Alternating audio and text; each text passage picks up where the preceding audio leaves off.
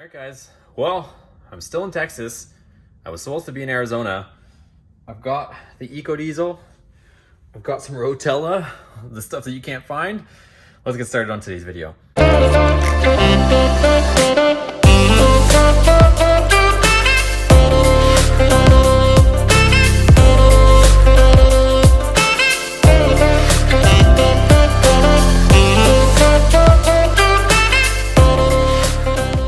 So welcome back to today's video. So yes, I'm supposed to be in Arizona, or was supposed to be in Arizona, but I'm still in Texas.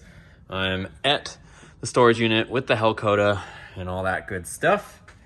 But I'm about to change the oil in the Eco Diesel. I had a hard time finding Rotella T6, the synthetic version, but I found some.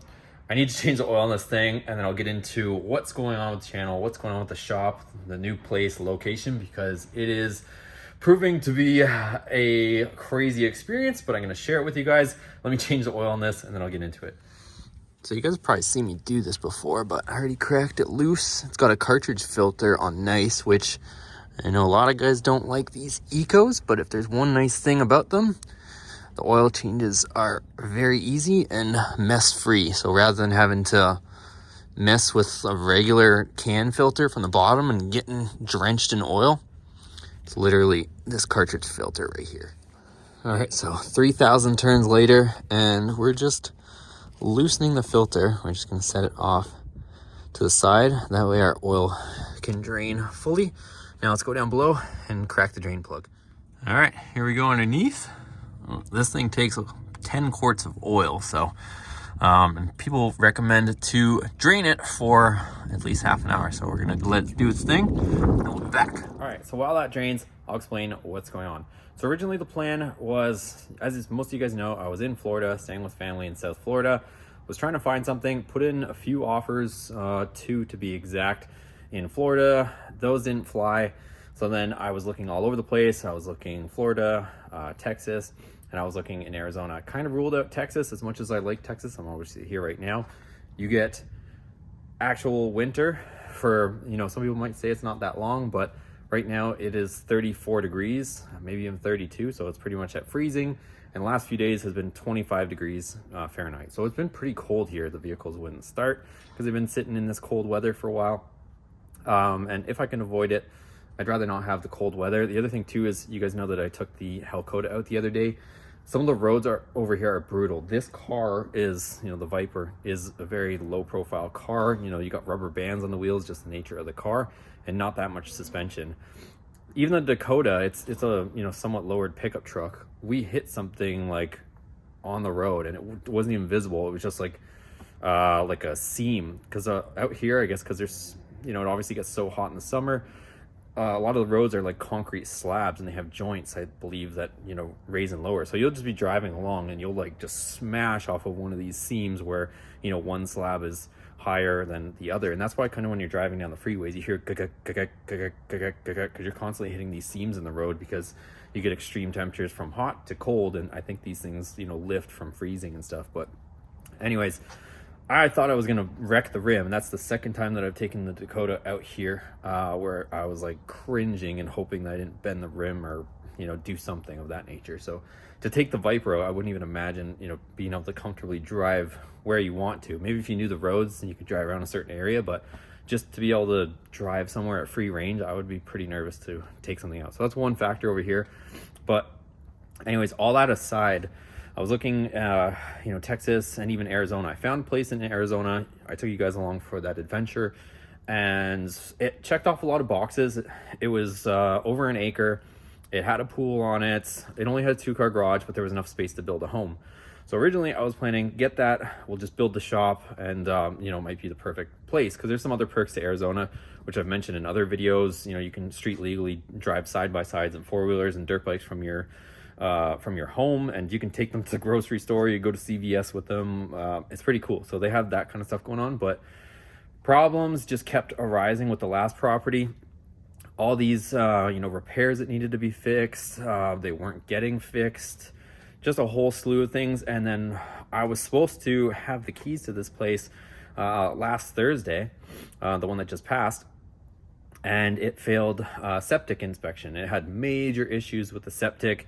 It was gonna have to be dug up and all this stuff. So I felt like, you know, I'm not like super spiritual, but at the same time, I felt like something was trying to prevent me from getting this place. Like anything that could possibly go wrong was pretty much going wrong.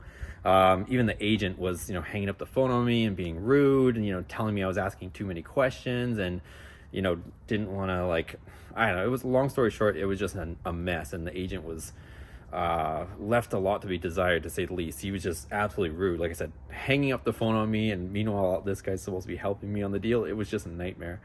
So right now I'm back to, fortunately or unfortunately, looking. But also at the same time, I'm kind of excited because it kind of, you know, getting this close to purchasing this last house, it really kind of made me aware and realize, you know, and almost to a weird extent, like laser focus on what exactly I need in a house. Because even though I was excited to finally get something that would be mine and could, you know, start progressing and get back into a place and get back to the regular content that you guys are all asking for, at the same time, it only had a 2-car garage, and that was kind of stressing me out because I knew that I would have to build a shop, and in order to build a shop, I have to pull permits, you know, get all that. And with all the shortages and whatever, whether they are or they aren't true shortages, I think that it would have taken a long time to build a shop.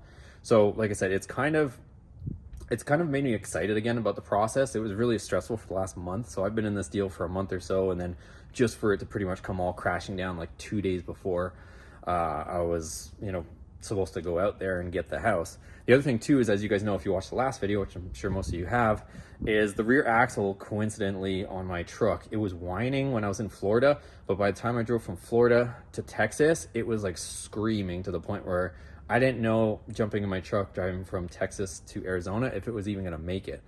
So I went over to my buddy Jason's. I probably could have recorded the sound of it, but honestly, it was just like a constant noise that was speed dependent. Didn't matter if you're accelerating or decelerating or on the gas, off the gas, or just coasting. It just made a speed dependent noise. So ended up being the pinion bearings were just roasted out of the thing. And I don't even know if I had jumped in this truck and drove all the way across the country again, if I wouldn't have even made it. All in all, it just seemed like there was a lot of weird things that were like red flags and things that were trying to prevent me from going over there.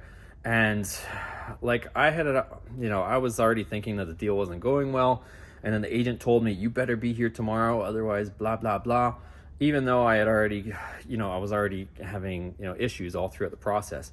So just to let you guys know, like, how much stress I was under the other day when I was doing that video with Jason, we were up till like, I think we were like 8 or 9 o'clock at night. And I, technically speaking, had to jump in that truck and drive all the way to Arizona, pull an all-nighter just so I could get there the next day to go through like the final walkthrough and, you know, everything for the house. So I was stressed to the max, and I just got that phone call while we were working on the truck that the septic was, you know, had major issues, and that was my opportunity to get out of the deal, because before that I was locked into the deal. It wasn't until that happened, which ironically just kind of came out of nowhere. It wasn't until that happened that I was actually able to, you know, release myself from that, you know, headache. So it was just crazy how it all worked out. Had I just jumped in the truck and just drove straight to Arizona, I probably would have been halfway there, got the phone call that, you know, that major issue was there, and I might have been stranded in the middle of nowhere with, you know, broken rear end on the truck. So just crazy how it all worked out. But honestly, I don't know if you guys can tell, but I'm excited to start the process. And like I mentioned earlier, it's kind of really laser focused, or giving me a laser focus on what I need. I'm going to make sure that whatever I end up getting has a shop on it, because we've already been like, I think it's about 4 months since I left the last place. It's taken a long time to get this new place, but I'm trying to make sure that it's, you know, what we want, what we need. But I'm going to make sure that it has a shop to begin with. That way, once I actually finally get this new place, we can just get straight back to work and straight back into the builds and all the fun stuff. So I know a lot of guys are saying, hey, we want to see the builds, we want to see the builds. And maybe you guys, or some of the people, were complaining about some of the little mods that we were doing on the Ram, but I kind of find that stuff fun. It's easy to do. It's, you know, a lot of cheap stuff, or in, you know, at least affordable stuff that everybody can do to their vehicles. So I might still do some of that stuff just in the interim. But I think as of right now, I'm changing the oil on the Ram, and it looks like I'm going to be headed back to Florida. I know you guys might think I'm crazy, but headed back there to go look at some properties. There was one that I was interested in, but it got snapped up in less than 24 hours. So that one's out of the mix, but there is some other ones that I'm still interested in that I'm going to go check out. So that's pretty much where we're at right now. So hopefully I don't get caught with my foot in my mouth, but at the same time too, I'm not sure if this is, part of the reason, but if you guys notice, a lot of major YouTubers are typically in Florida. I know they're from all over, so I can't say necessarily a lot of them or, all of them, but a lot of them seem to be over there. One thing I wanted to point out is even, for example, like Taylor Ray, if you guys follow his YouTube channel, he has an F350, so a Ford dually. I think it's a 350, but he ended up like Cummins swapping it and showing the whole process on his channel because out there's no inspections, so you're allowed to do something like that. So he put a Cummins, a 12 valve Cummins, into an F350 over there, and that's his tow rig. So you can do cool stuff over there. I know he's also got some other stuff. He's got like, street legal twin turbo single cab and stuff, and everything is, easy to put on the road and stuff as far as I know. So there's a lot of crazy things out there that are, you guys have probably seen like Cletus McFarland driving around on the streets in like his NASCAR truck or his Dale truck or whatever he calls it, right? So it just seems like out there it's a little bit more relaxed as far as some of this stuff. So I'm trying to find something over there. As you guys know, I was trying to find something before, but just wasn't happening. And then I ended up getting locked into this other place. And then obviously, like I mentioned, it fell apart. It's been pretty cold over here. Like I mentioned, not trying to be a big baby. I'm originally from Canada, but I'm just not a big fan of, being in the cold weather, even though I know it gets a lot colder up north. I get it. I've lived in it. I've done the whole snowmobile thing. I raced snowmobiles growing up. So I'm used to the cold, but I prefer the warmer temperatures. So, trying to see if I can lock something down, but, let's wrap up this oil change. So just another little update for you guys on this stuff, trying to find this oil. I still have not been able to see it or have not seen it on shelves as well. So from my travels from Florida to Texas, I just had to go to Napa to get an oil filter for this truck. I have not seen more T6, and even the guys at Napa said there's a shortage as well. So I've got enough to do this oil change, but I'm going to be on the hunt for more, even though I don't need to do an oil change immediately. I'm gonna keep my eyes peeled to make sure that I have enough oil or I can buy the oil for the next change. And I'm sure you guys want to see it, but here's the Hellcat. She's sleeping. If you guys didn't actually see, there was a article that was done on the truck. It's super, simple article, very short, but pretty cool to see that, it's starting to get a little bit of attention even the following year after we built it. So, and just to touch bases on that, I also read in the article, I'll put it up on the screen here, but the article also said, some things like the speedo and just little things like that. So we will get that stuff working, you guys. It's just, obviously, as you guys know, we're in a storage unit. So haven't had time to really work on it or the space. But once we get back and sorted and settled into the new place, we'll be working on that stuff as well. I'm not really concerned about it. We will end up getting a lot of stuff working, but it's just been a big project, and it's going to be an ongoing project, and getting all this stuff dialed in since it's not really designed to go in here. All right, well, I'm going to wrap up this video. Not much that you guys are missing. I'm just changing the oil on the EcoDiesel. If you guys want to see that video, I have it listed on this channel as well, how to change the oil on the EcoDiesel. But I want to just take this video to update you guys what's going on, where we're at. So as of right now, I'm going to be headed back to Florida. I don't know. Originally, I was thinking, we would be into the new place and we could start, transferring everything over there. I also was thinking about sticking around here and doing some stuff on the vehicles as well. But realistically, I got to find the place, because once I actually find the place and lock it down, it's going to take 30 days minimum before I actually get the keys. So I got to go start looking around and doing that whole process again. Like I said, I have the fender for the Viper. Wanted to tinker with some stuff and make some more videos, but realistically, I gotta get moving and get this stuff locked down. So let me know what you guys think of all this stuff down below. I'd love to hear your feedback. What do you guys think of all this madness? If you guys are in the same market, home shopping as me, you guys probably know exactly the same feelings that I'm having, but it is what it is.